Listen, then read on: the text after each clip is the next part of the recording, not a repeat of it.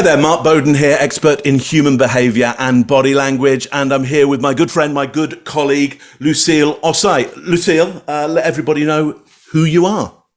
Okay, hello everyone. My name is Lucille Osai. I'm a communications trainer, coach, and author of Influence and Thrive. I'm also the founder of Rethinking Business Communication blog and Limited, where I help professionals and leaders to hone their communication skills so that they excel in their careers and boost business results. I'm a bit obsessed about effective communication. Well, you are. You absolutely are. And I have to say, I wrote the foreword to Influence and Thrive. Yep, there it is. Yeah. It's an excellent book. It's that book that has everything that you need in it. It's the kind of book that you go, everybody should have this because it means you don't have to read a whole bunch of other stuff. It's very, very factually accurate. It's very, very clear, brilliantly written. I do say, people go out and get that. And we're here because we want to have a look at this here, Body Language Decoder, which is by Martin Brooks, who actually you introduced me to. So thanks for that, Lucille. And you came up with kind of a great idea for this, which we thought we'd record, which is to go through some of the cards that Martin has and work out culturally how accurate or inaccurate or different might be some of the ideas that are put forward. We're not really critiquing what Martin's put down here, but just kind of adding to it, I would say. Anything else you want to add to that, Lucille, before we kind of go into our idea? No, I think it would be really interesting to just know how culture plays a difference and a part in knowing how people perceive different nonverbal cues. So I think that would be really interesting. And I will be talking on my experience as a Nigerian in Nigeria and possibly, interacting with other professionals internationally. So I think that'll be quite good. Yeah, that'll be quite a good one to know. Yeah, look, I'm relatively limited. I lived in the UK, like you, Lucille, and I've lived in Toronto, Canada, and I've worked all over the world. But you have a really great insight into Nigeria, maybe West Africa, even a little bit more as well. But certainly, UK business and worldwide business. So look, let's start into this one. Here's this one here, which Martin titles Space Invading. And this is about what I would call proxemics, which Edward Hall came up with, which look, the fundamental idea is the closer you get to somebody, potentially the more intimate it will feel and it will be. But there's a downside to this in that you might invade their space, be territorially aggressive. And so it could be aggressive. So either the closer you get, the more intimate it might be, but the more aggressive it might be perceived. Like, what are your thoughts on that? How different or accurate is that for you?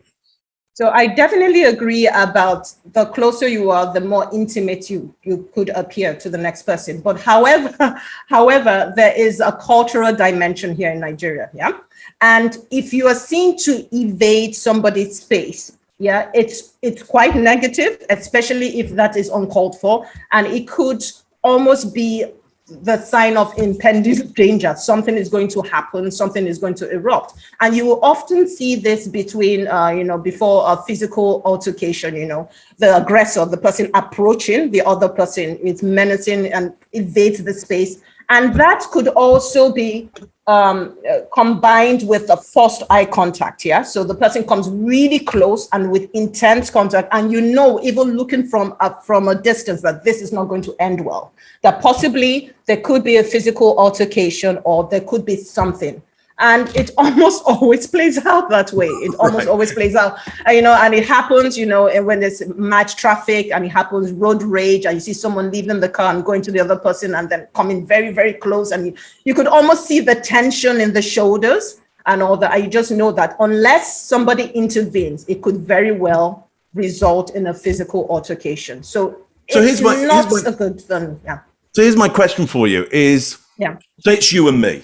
Okay. Yeah. And look, you understand my culture. You understand the British culture and the London culture, very, very well. But if I'm in Nigeria, how close can we get before somebody might intervene and go, hang on, this is that you're being aggressive, Mark, or intervene on you and go, you're being aggressive. Like, what are the boundaries? Right. Okay. So I'll just use myself. So if I'm speaking and, business, it will be somewhat like that. Yeah. But if I'm getting that close and this is a no, it's probably not going to end well. Yeah. So that's probably a safe distance, hello, how are you? And all that. Great to see you and all that. Then if you're friendly with the person, it could be a bit closer. So it really depends on how well and how comfortable you are. And also I need to mention that there are different kinds of greetings and there are different kinds of ways according to the tribes that you come from. Okay, interesting. And all that. I think in Europe, you do the peck on both cheeks, and all that. Very European and all that stuff.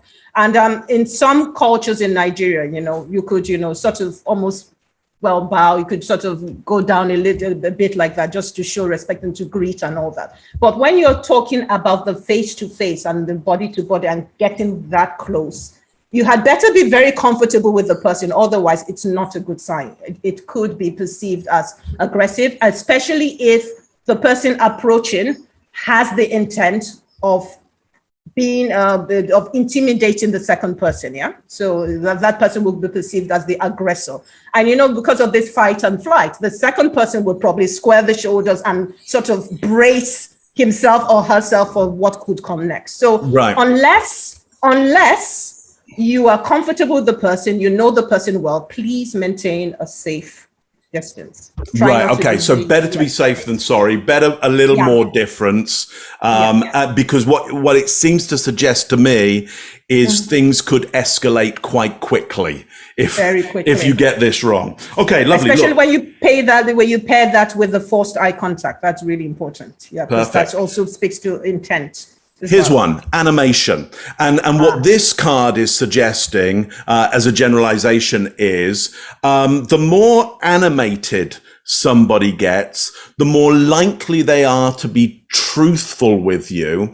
And the less animated, the more they might be, lying to you. Now, I would say as a generalization, that's kind of okay. People, when they're under stress and pressure, they might kind of insulate themselves a little more. They might kind of tie themselves down a little more because they know they don't want to leak information. Having said that, just being animated isn't necessarily a good indicator of veracity of what somebody's saying. But give me your viewpoint on this and how this plays out in Nigeria.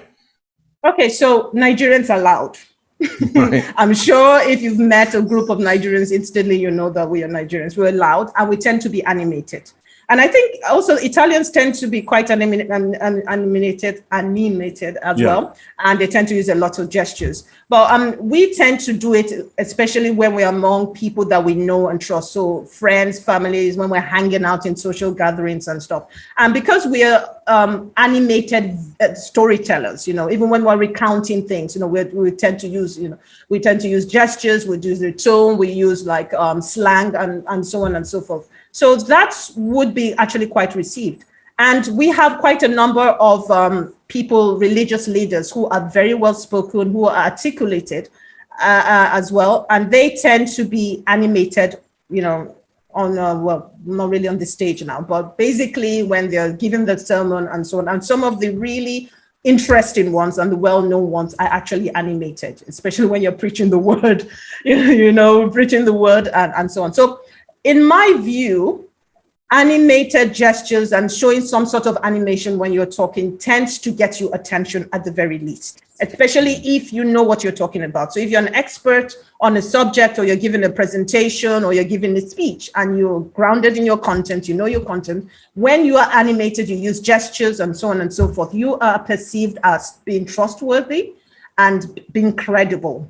So it could be really advantageous to you. But on the flip side, politicians, especially those without calling names, especially those who we sometimes think should bow down and just bow out and just allow the younger ones, those ones tend to be a bit stiff. You know, you wouldn't really see a lot of animation. You would see quite a lot of speeches obviously being read from scripts, and there's just a disconnect, I would imagine, between them and what the average Nigerian would think about their delivery. So animation is good.